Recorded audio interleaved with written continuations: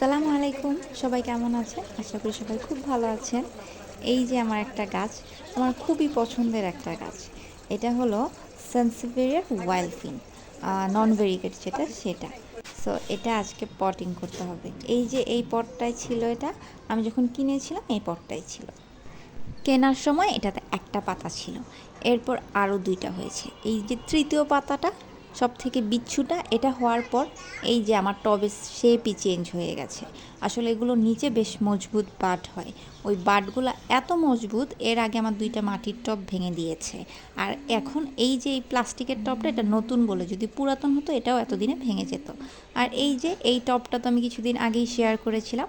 এটা হলো 7 ইঞ্চির একটা প্লাস্টিকের টব, যেটা একদম প্লেন সাদা ছিল। আর এর উপর আমি তারপর নিজের মনের মতো একটু পেইন্ট করে সাজিয়ে নিয়েছি।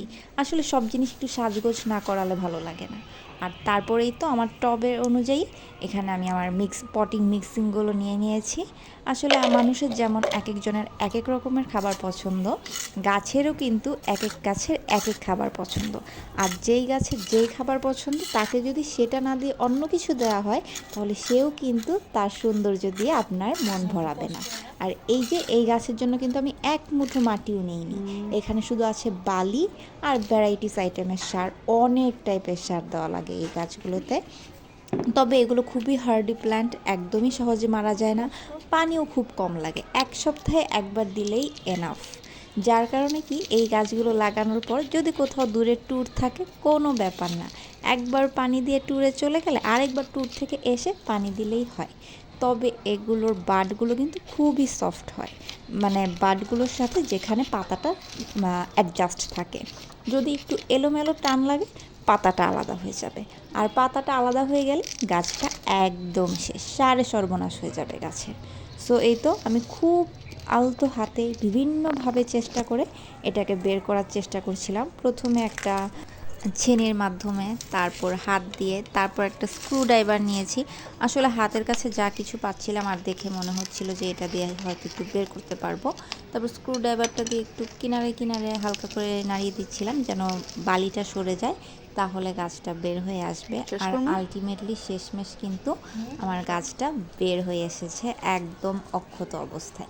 এটা খুবই সাবধানে করতে হবে যেন শেকড়গুলো নষ্ট না হয় বা বাডগুলো নষ্ট না হয়ে যায়।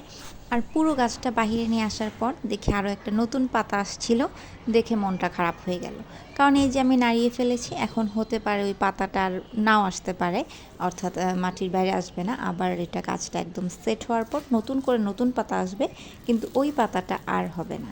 এটা খুবই কষ্টের একটা ব্যাপার। আর এই যে আমার টবটার অবস্থা, একদম নতুন টব ছিল কিন্তু এটা শেপ একেবারে নষ্ট হয়ে গেছে।